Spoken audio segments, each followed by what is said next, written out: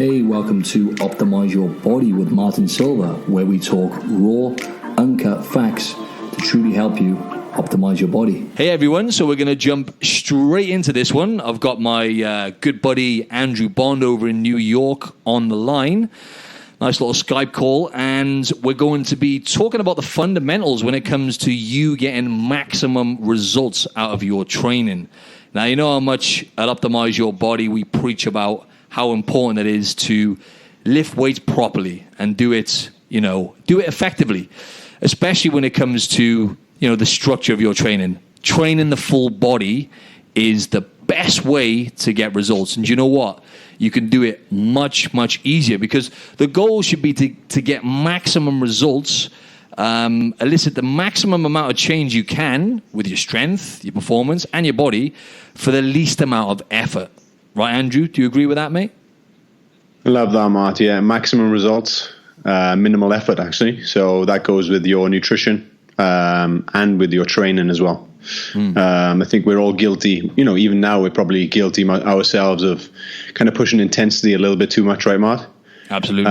But from the way we used to train, from split routines, which were made popular by bodybuilders, to full body training, probably 2 to 3 times a week, we've noticed a huge change in our own bodies and with the gains we've made as well. So, absolutely.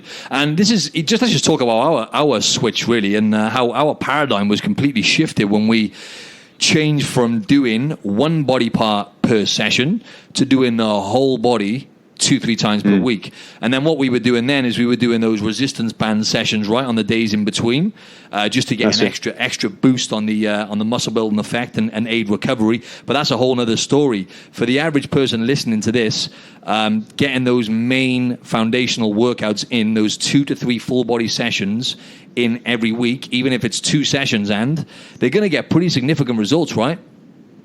Yeah, definitely, Marta. I'm training the body parts more frequently as opposed to kind of training them once a week. Has been a big game changer for myself. The only issue you're going to have if you are switching from training every day to 3 times a week is probably more of a psychological issue, I guess. Sometimes you feel when you need to do a heavy session each day to maximize your gains or to burn body fat. That's not quite the case, right? Your diet and your nutrition will dial in the rest. Ultimately, you want to be hitting the body parts 3 times a week as opposed to hitting them once per week. And you are going to get, what would be the correct word for, you're going to get maximum gains from that, Mart. Absolutely. And I'm glad you said that. I'm glad you said that. Sorry, just to talk about what you said then about coming back to intensity, right? A lot of us feel like we look at training as a workout, right? We've got to go into the gym. We've got to push ourselves. We've got to go in there and we've got to get out of our comfort zone, and really, really, go for it in the gym. But in fact, it's quite the opposite, right? When you start treating each exercise, as we've mentioned before on the podcast, like a skill, so you're trying to get really good at each exercise and get the technique down to a T, really focusing on that mind-muscle connection. And it's something that, obviously I'm leading up to a competition now. I've got a comp in 5 weeks' time, and I've been doing much less weight than I normally do, much less, and I'm doing it I'm doing control reps. I'm really honing in on technique. I'm making sure my core is engaged, and I'm just really, as I said just then, treating each movement like a skill, especially those fundamental movements like the squat, the deadlift, the overhead press, the bench press, because, they are very technical. So it's not about going into the gym and really working hard. It's more about, if anything, for most people, just slowing down and focusing on training more frequently, to your point, and. That's it, and it's a big one for me, kind of constantly training to failure, right? Overdoing intensity, because you're training the body part once a week. I found that kind of stopping 1 to 2 reps short of failure, like you said earlier, has allowed me to kind of complete reps with better form and avoid being more susceptible to injuries.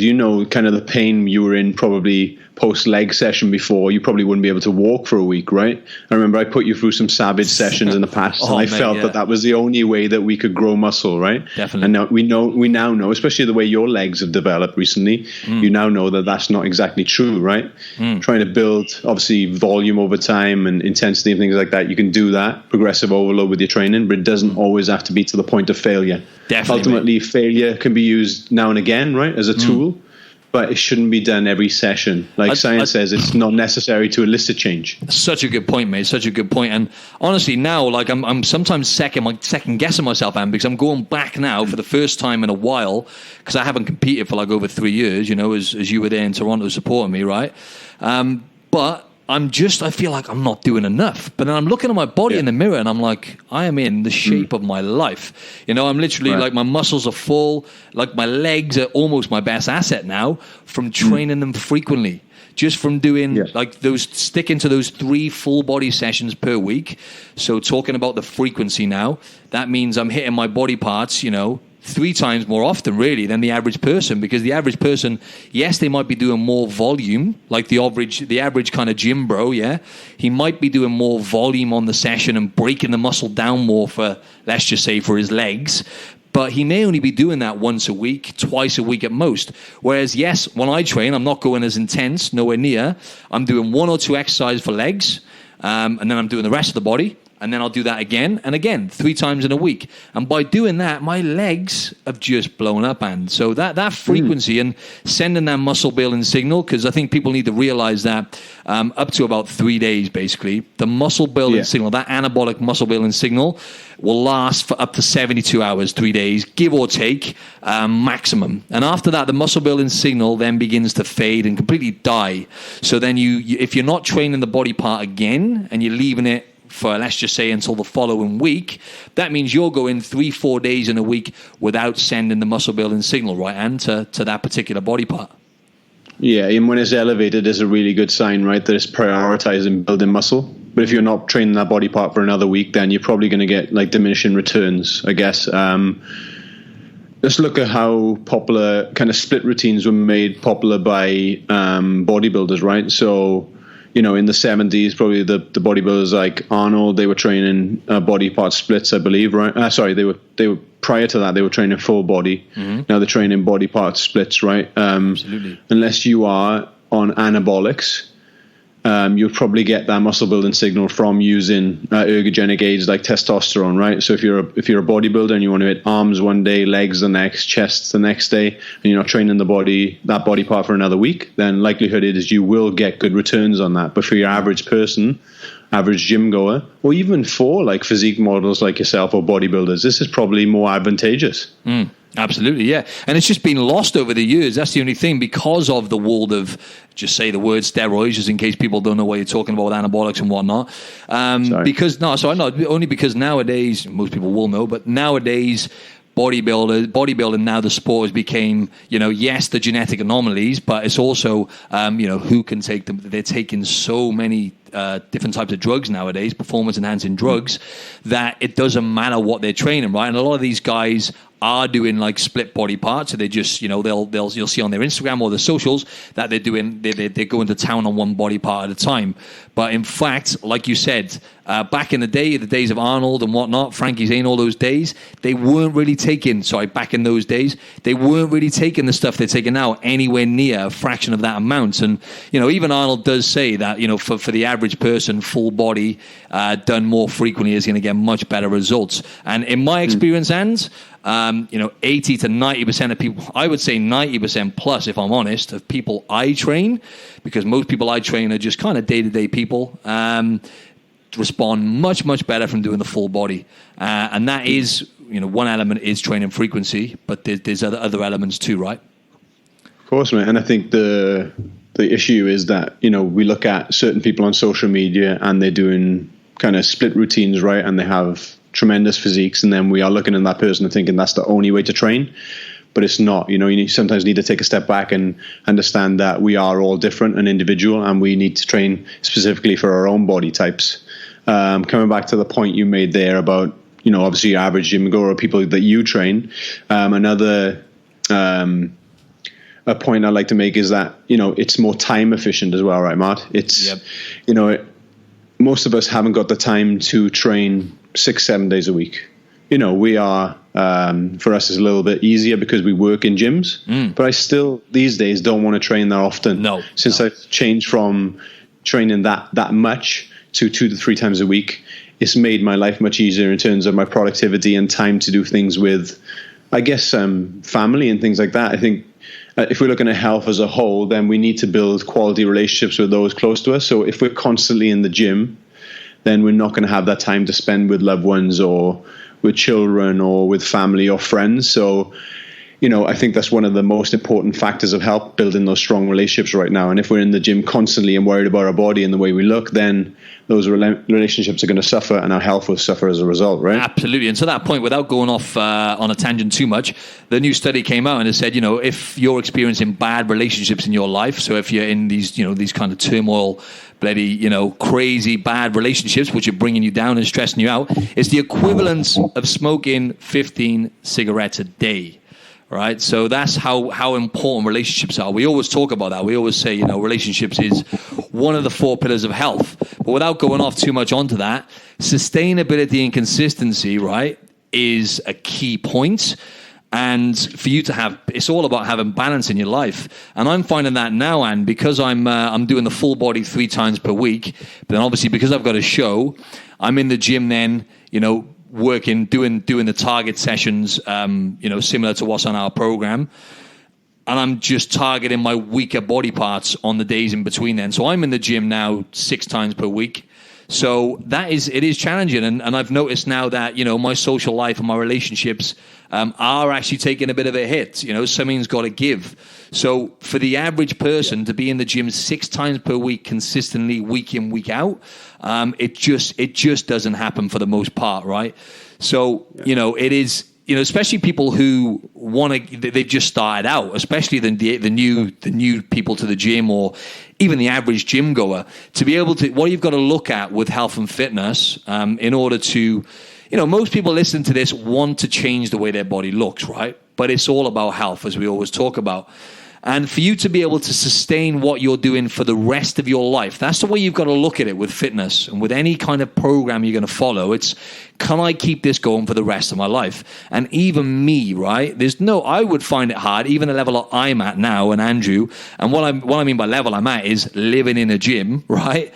Even I would find it hard to commit to 6 sessions per week for the rest of my life. So that's the way you've got to look at it, because the person who goes to the gym consistently, even once or twice per week for their whole life, is going to get much better results than the person who is on the, on or off wagon, going 6 times per week, training hard for a holiday and then falling off and then repeating the cycle. So it's an important point, and you've got to ask yourself, what's it actually for? Like, if you're not training for a competition like you are, Matt, right, and you're not doing fitness modeling like I am, right, why are you in the gym that often?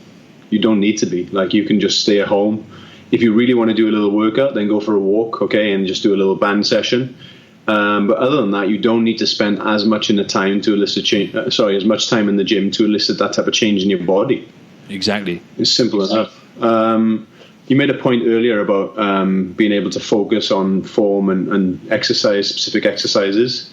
You've been doing that a lot more with your training right now. This type of training allows you to focus on the more efficient exercises, like take deadlifts, squats, lunges, bench press, for example. They're all big compound lifts, and these are the exercises that you need to practice to get the best results, right? Rather than going in once a week and doing, say, a squat for legs, then going on to the leg press, then going on to the leg extension, then doing a hamstring curl. You don't need to spend as much time doing those smaller exercises. And as your session probably goes on, you're probably getting more fatigued and more tired, so those exercises are becoming less effective, right? Exactly.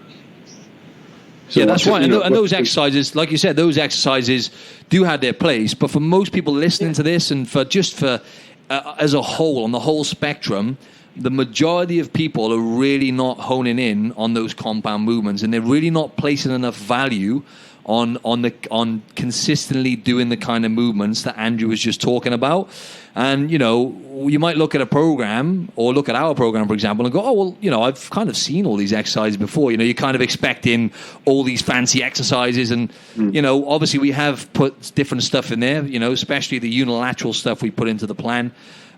Just using that as an example, which means doing single leg and single arm stuff, because most people have imbalancements and whatnot, imbalances within the muscles.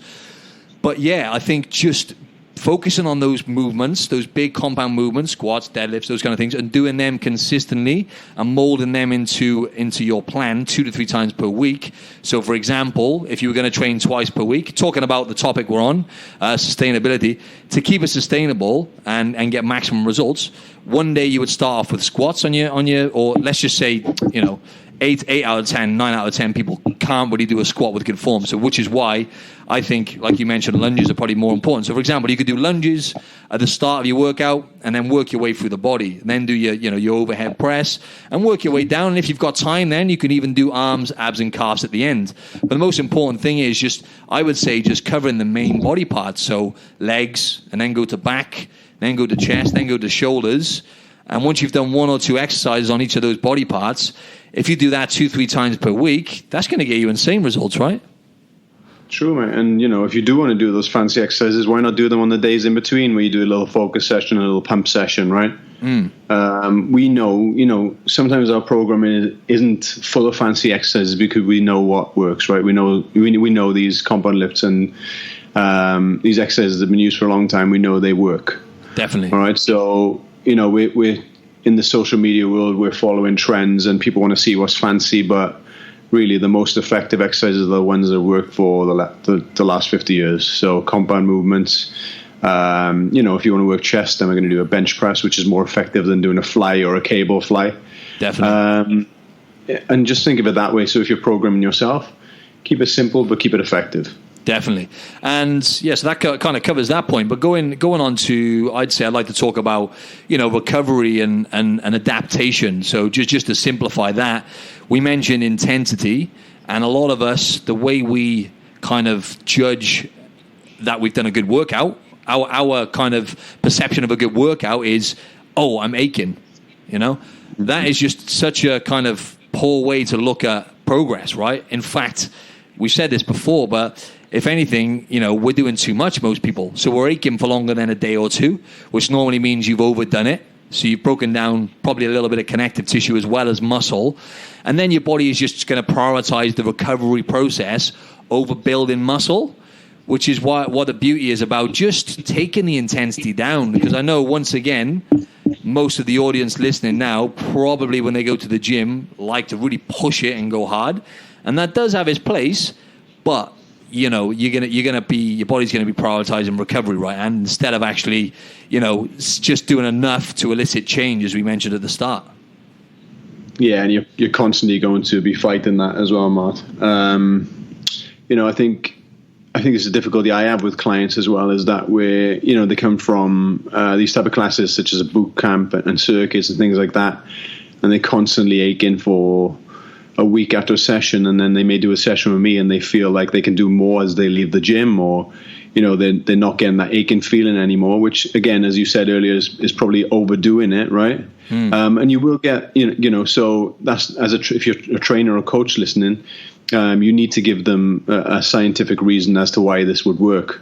And I think obviously when you are aching like you do after the gym, sometimes you're going to ache when you introduce new modalities and kind of new rep ranges and new exercises initially.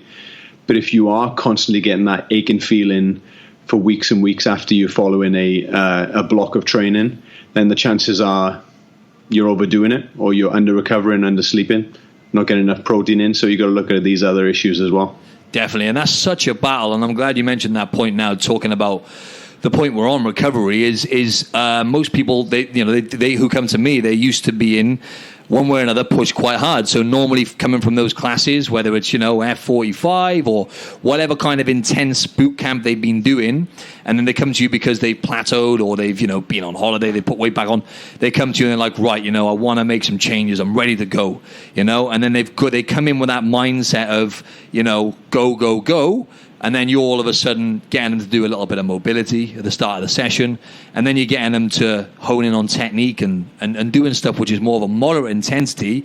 Most people actually like it when they start realizing, actually, this is quite painful because I'm applying a lot of tension to muscles I've never really used before. But then some people, they don't really last with you, right? And it's hard to keep. It's very hard, no matter how good you are. Like Andrew and I have been doing this for a long time. it's very hard to communicate. Yeah, you know, we're good at communicating, very good at communicating, because that's the art as a trainer. But it's hard to retain those people because they'll go back to their old ways of, you know, chasing the feeling of walking out, like crawling out of the gym and then having to lie down on the couch instead of really how you should be feeling. I think a good marker of a good session or having a good trainer is you leave feeling quite energized. And don't get me wrong, the next day or two, you probably will feel like you've done something, maybe a little bit tender. But, you know, you should be good to go again the next day, at least good to go and do not another full body kind of session with all those big lifts we mentioned, but to be able to do something the next day. If you wanted to go to the gym, you could go to the gym and do, you know, like a target session like Andrew mentioned earlier, where you're just using machines and stuff. Yeah, and I think most people have an unhealthy relationship with training, right? So they're treating exercise as a punishment. You know, they may binge on the weekend, and then when it comes to Monday, they want to work themselves as hard in the gym as they possibly can, thinking they're going to burn more calories that way. So that's the real issue here, Martin. I think any trainer, right, can make someone hurt. Like I can take someone in the gym and I can give them the most savage session, and I can destroy them for the week or two. That's what we used to do, didn't we?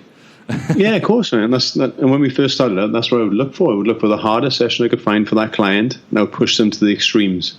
Any trainer can do that. Like a quality trainer will make you feel good, not just during that session, but for the long term, and start making behavioral changes with the body. Now, small little changes. I talked about this on my Instagram story yesterday. Yep. And that will work best for any client. There are times where you're going to be pushed to the extremes, depending on what training modality you will be doing. But for the most part, like Martin said, you want to be feeling decent when you come out of the session. You want to be able to function on the next day for work, for family life, for training, and then move on. And like you said, mate, there is a place for the intensity, right? Because, you know, let's just say strength training, when you're going quite heavy with the weights and you're focusing on building strength, you're doing quite a lot of volume, but the intensity is not quite as high. And then what I mean by volume is you're doing like multiple sets, but you're doing kind of less reps, but you're doing heavy weights, so it's a lot of training volume. And then there is a place for the high volume kind of high intensity, high repetitions. There is a place for that, and I've got, for example, one client now. He's going to Vegas, and he wanted me to whip him back into shape for that. But he's getting it going again now for good anyway, the training. But I've built him up to that level now where he's doing the supersets and he's doing the high volume, which is what most people really love. But, you know, you have to build up to that level. And I know what a lot of people are probably thinking as well. It's like, you know, you almost have to try and kind of convince people really in a way that because certain people want to work on certain body parts. Like a lot of women want to work on bum, for example, glutes. And they're probably thinking, oh, yeah, but like deadlifts and squat, is that enough? And it's like, once again, if you're doing it frequently, talking about all the points we talked about, if you're doing it frequently and you're going to be consistent and you're going to, you know, not go too hard, allow your body to recover properly, trust me, you will build muscle. And don't get me wrong, there is a place for like barbell hip thrusts as well, which work the glutes. It's a great exercise. So, yeah. Yeah, doing it frequently and performing the exercises efficiently. I think, you know, we alluded to earlier that when you're doing strength training or muscle building, that we should be doing these exercises efficiently with good form. If you are doing the exercises like a squat efficiently, your deadlifts efficiently, then you should be finding, you know, your hamstrings. And like you said, well, women, they want to train their glutes, so you should be firing your glutes plus adductors and those hard to reach areas. When you're doing those type of bang for buck exercises correctly, then you will elicit change in your body, right? You don't have to do like mini band walks or this and that every day, just thinking that is going to work to grow your glutes. Exactly. These big compound exercises are going to work much more efficiently. So definitely, that's exactly right. And that's just another thing we've kind of alluded to before is like when you look at people on Instagram or whatever, women doing all the fancy band stuff and they're in incredible shape, a lot of them do get those results from lifting heavy weights and doing it for years and years. Plus, they're anomalies, right, Drew, in terms of genetics, like, you know, so. Yeah, exactly. And I think let's talk about, obviously we have our own program, right? Yep. Shameless plug here, but yeah, so like when you're doing a full body routine, right, the programming should be more sufficient than an actual split routine. I think we've been in the past kind of guilty of being stuck in that same modality of 8 to 12 rep ranges, because we know science proves that is a better phase for muscle building. But you should always do the reps that you aren't doing right now. I think what you probably can relate to this, but when you change to strength training, your strength shot up, and definitely it was well for your body as well, right? Yeah, for absolutely. the most part. Not every split routine, but for most split routines, there are good coaches out there that do write programs for split routines, but the workouts aren't phased correctly or efficiently. They don't go through like a strength phase, hypertrophy phase, endurance phase, etc. They kind of stay in that same 8 to 12 rep range. That's right. Bodybuilders are typically only focused on aesthetics, right, and how they look, as opposed to strength gains and improving like endurance and improving mobility and so on. So, typically we know from what we've learned that our body is an adaptation machine, right? You said this before. So after every 3 to 4 weeks, it's probably going to adapt to the workout, which isn't necessarily a bad thing. But if you keep doing that, then it could hinder your goals and kind of the progress you get, and you might not see the changes that you are looking for. So that is exactly right, and that kind of sums up everything I was talking about the skills of each exercise and recovery. People get adaptation mistaken for recovery. They're like that when they're aching, like I said earlier, and they feel like, oh yeah, I've had a good workout, but in reality, it's quite the opposite to that. Your body should be adapting.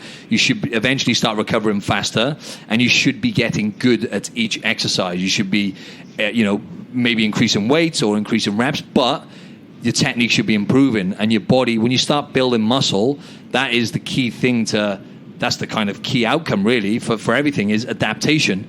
Your body adapts to what you're doing, and you start building muscle and getting stronger. And then obviously you can adapt too much if you stay within that phase for too long. So just summarize it for us then, and just those 3 points, just wrap it up for us. I thought that was the summary there, mate. Nah, mate, I'm going to put you on the spot now. Yeah, so training frequently. So train the body parts 3 times a week as opposed to 1, okay? Think about your intensity. High intensity can be used from time to time to elicit change, but it doesn't have to be the norm, okay? Adaptation and recovery process. You'll save time doing it, and your program will be more sufficient. Lovely. And with that, right, I was just thinking then, because we have free guides over on our new website, folks, by the way. It's now live, so we can officially announce it. And the Fat Loss Fundamentals Guide has a great 4-week full body plan built into it, a strength plan. And as we were saying then, whatever you're not doing in terms of the training modality, most people are doing high intensity or the 8 to 12 rep range. Most people are. So this is a strength phase.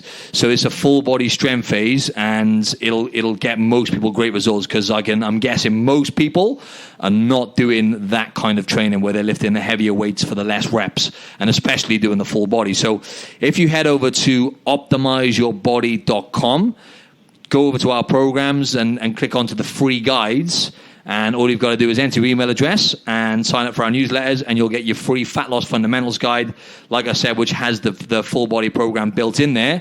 But not only that, it has built-in nutrition advice in there as well, which teaches you how to calculate what calories your body needs in order for you to shift body fat and keep it off. We also have our free ab guide and our free fasting guide. And for a limited time only, this is exclusive because we've just launched the program, our main program we were talking about, I think it's a 10-week plan, a 10-week program, the Optimize Your Body version 1 full body training program is now half price. So head over to optimizeyourbody.com and enter code OptimizeYourBody for 50% discount. And that isn't going to last long, people, so go check it out. Anything else you wanted to say, Drew? No, thanks for having me on the show, mate. It's been a long time, so I'm glad to be back. Hopefully we can do this a little more often. Oh, we will be. See you soon, mate. Bye-bye. Bye.